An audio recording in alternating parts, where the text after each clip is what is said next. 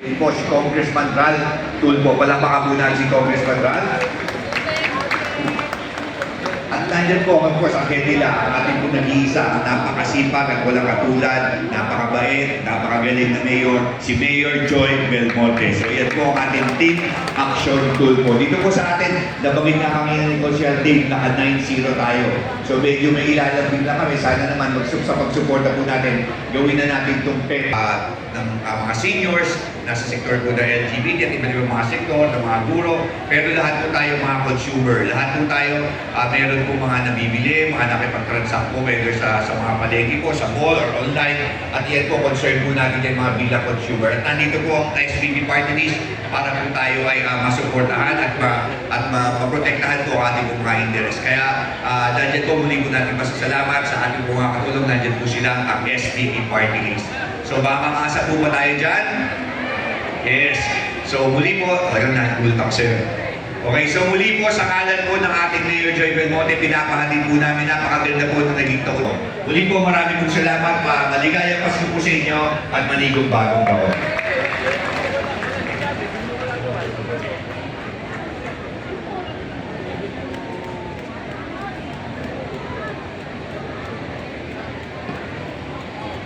Ayan, muli palakpakan natin ang Attorney Bong Teodoro!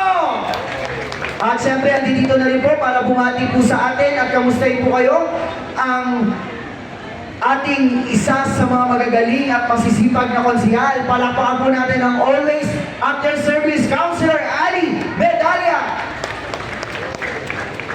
Ayan, maraming salamat po. Magandang hapon po sa inyong lahat. Okay, ang lakas ng boses ni Ann. Oh, volunteers, wala po sa asa ng mga taga-batasan, nasa kamay. Ayan, magpamatalo pa ang mga taga-barangay Commonwealth. Wala, pantay sila. Pero unang-una po sa lahat, ang ating pagbati ng isang maligayang Pasko sa inyong lahat. Anong oras? Alauna. Ang madaling araw. Sobrang aga, pero maaga. Ganyan po ang ating mga BPS o volunteers. Pero siguro po, kukunin ko na yung pagkakataon magpasalamat sa bawat isa sa inyo dahil alam namin bilang volunteer, meron lang naman po tayong allowance na natatanggap. Tama po ba? Wala! O diba? Para kayong mga bayani talaga. Wala pala kayong natatanggap. Pero ngayong araw na to, lahat tayo may matatanggap dahil kay Mayor Joy Belmonte. Palakpakan naman natin si Mayor Joy.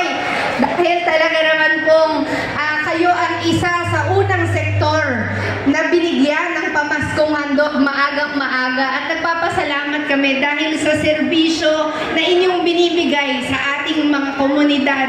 Alam ko yung inyo pong pagmamahal kaya naman po nagpapasalamat kami sa inyong dedikasyon. So ako naman po, kagaya ng sinabi ni Attorney Bong Teodoro, ang chairperson ng Committee on Education, Science and Technology, at ang trabaho po natin, siguraduhin na habang kayo po nagbibigay ng oras at panahon para sa ating pamayanan, siguraduhin naman natin na yung mga anak po natin na bibigyan ng sapat na suporta ng ating pamahalaan pag sila ay nasa school. Meron po ba kayong mga anak at mga apo sa ating mga eskwelahan?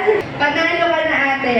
Pero dahil po marami tayong kabataan sa Quezon City, dito po higit sa 400,000 ang pumapasok na mag-aral sa pampublikong paaralan, sinisiguro natin na sila ay nakakatanggap ng sapat na suporta. Hindi ba si Mayor Joy nagbigay ng libreng school supplies? Nakuha ba natin? Kayo yata gumagamit eh. Pwede rin naman, di ba? Kayo yata yung naka-tumbler, may nakita ko kanina. Pero alam po ninyo, dahil po sa pakikipagtulungan, pakikipag-isa ng ating din pong Vice Mayor na siya pong nangunguna sa ating konseho, yung mga batas po ng mga tinatanggap natin ay nagmumula po kay Vice Mayor Gian Soto. Kaya palakpakan din po natin Vice Mayor Gian Soto na ilang sandali lang po makakasama po natin siguro. Galing po kami sa session sa taas dahil dalawa po ang session namin, isang Lunes, isang Wednesday. Kaya meron din po ngayong araw. Pero gusto ko rin po kunin yung pagkakataon na ito, ang ating Congressman Ralph Tulfo. Ayan, di ba si Kong, ramdam na ramdam natin. suporta at pagmamahal. Siyempre, nandyan katuwang natin ang SBP Party List. Palakpakan naman po natin. Napagamat buong Pilipinas po ang kanilang laban. Alam natin sa QC Balmosina, palakpakan naman po natin. Dumating na rin po ang tatay ng bayan. Nasa mga taga-Batasan ulit. Palakpakan natin tatay Nani Ludovica. Ayan, tatay Nani, nito pa dyan. Mamaya mananalo daw yung kanyang programa ng isang award. Mamayang hapon. At syempre nandiyan din si Councilor Mikey Belmonte, Councilor Candy Medina, at Councilor Godi Liban at ang kanyang anak, Attorney Bong Liban. So hindi ko naman po hahabaan na yung aking pananalita, pero gusto ko lamang po ipaabot sa inyong lahat ang ating pong maliing pasasalamat sa binibigay ninyong suporta sa amin tuwi-tuwi na at sa suporta na binibigay ninyo sa inyong mga pamayanan. Dito ang panahon, yung laman ng magpapayalo na. May spaghetti na kayo. Pero ito po ay hinanda ni Mayor Joy. Special po ito para sa inyong lahat. Kaya palakpakan naman po natin siya at pasalamatan sa atin pong lahat. Merry Christmas and a happy... Ang mga Englishera talaga kayo. Okay po, salamat.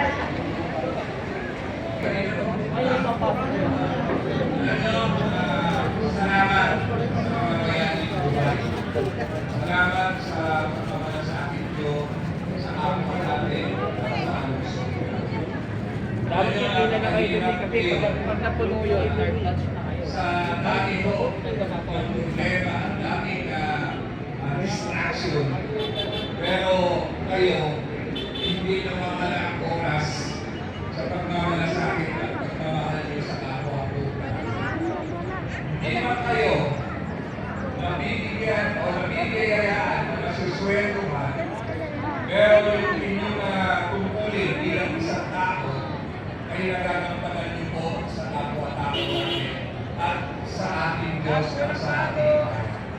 Hihila na ako kayo mga tumitindig, nagmamalasakit at nagboboluntaryo na magkaroon ng kapayapaan. Hindi kakayanin ng kapulisan ng barangay kung wala ang suporta po ninyo. Nakakalungkot Ito. talaga namang lahat ng hirap at sasabihin niya, mas masarap pa ang buhay at probinsya dahil hindi ka magugutom. Mamihas ka lang, manungkit ka lang ng kamuti, Kita ko yan. magbalanghoy ka lang. Ang istorya ng kinabuhi, laing tayo sa syudad. Mahirap po ang istorya ng buhay sa lungsod, ibang-iba sa buhay sa probinsya. Pero, meron naman nakikita rito, kapitan pa lang ako, kasama ko na. Nung pumila sa senior, nakapila rin sa senior. Ngayon, nakapila pa rin sa volunteer. Sa sektor Belmonte. Kaya bawat taya ninyo, bawat pagsakripisyo ninyo, at least dito man lang sa araw ng Pasko ay nabibigyan at lahat ng sektor ay kasama dito. Utang ho namin sa inyo kung bakit maunlad ang Quezon City. Dahil sa pagtaya po ninyo. Hindi lang ho kayo mga chismosa at chismoso at pakialamero sa buhay ng mga kapitbahay nyo. Pati naman sa katahimikan ay involved pa rin kayo. Pero ang dami nyong siniraan. Nagsumbong sa akin yung ibang kapitbahay nyo eh. Oo. Napaka-chismosa nyo raw. Oo. At kung meron pa nakarating din sa akin, ginulpin niyo yung asawa nyo. Yung asawa nyo lalaki ang ginulpin nyo, ha? Kung paglabisan nyo raw ng pananalita, gano'n na lang. Pagka walang naitriga, pagkakot pa lang sa pinto, binabalibag na ng kartero. Maawa naman kayo sa aming mga lalaki. Hindi naman namin gusto na mag-umuwi kami na wala kami maibigay sa inyo. Biktima din kami ng pagkakataon. Kaya unawain nyo rin ka, pinagpililis na naglalaba naman. Ha? Pinakadalawa kasi. Salamat dahil kung hindi sa pagiging pakialamero ninyo, hindi, tama naman maging pakialamero kayo eh. Diba? Kasi kung hindi nyo pinakikialaman, walang katahimikan. Kayo, isang sutsut nyo lang sa amin, sabay tingin na matalim, umuwi na. Nakikiinom ka na nga eh. Hindi na nga nakikiambag yung asawa ninyo sa inuman eh. Nakikiinom ka na nga eh. Sinasaway niyo pa. Pinapahiya pa ninyo. Eh kaysa sa inyo manghingi ng pambili ng biryan. Di ba? Pero atin-atin lang mga lalaki. Alisin mo na natin, hindi naman nakikinig itong mga ito eh. Maligo naman daw ho kayo. Mag-shampoo naman daw kayo. Ang shampoo naman, mura lang ang sachet. Pag naamoy yung, kahinaan namin, mabangong buhok eh. Pag mabango ang buhok ng asawa namin, hindi na ho namin kailangan bumili pa ng gin. Hindi na ho namin kailangan magpakalasing pa para masabi sa namin sa inyo, I love you. Yeah. Di ba, ganun mo talaga ginagawa nyo noong araw eh. Talagang meron kayong nakalaan na pambangingin eh. Para pagbangingin na, magbalintungan na eh. They're kidding aside po. Alam nyo, ulitin ho namin. Etong lungsod na to para ho sa atin. Kaya ho, huwag tayong hihinto sa pagkakita ng mayaman, pero ito hindi naman namin tao. Kaya kailangan natin ang abiso na congressman. Ang congressman natin ngayon, nag-anin na gusto. Ayaw ko makakit. Okay, nandito. Ayaw.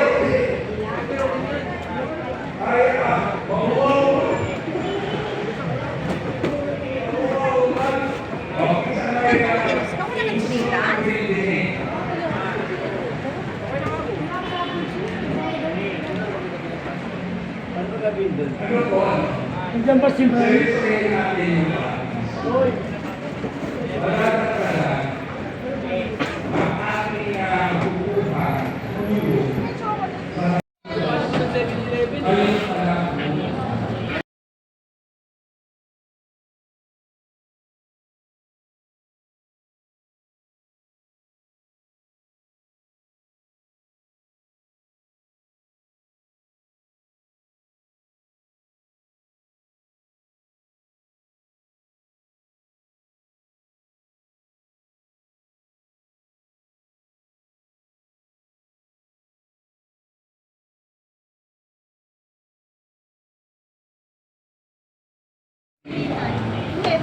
Ngayon pala, makakagraduate ang kanilang dahil ang ating scholarship program ay annual na.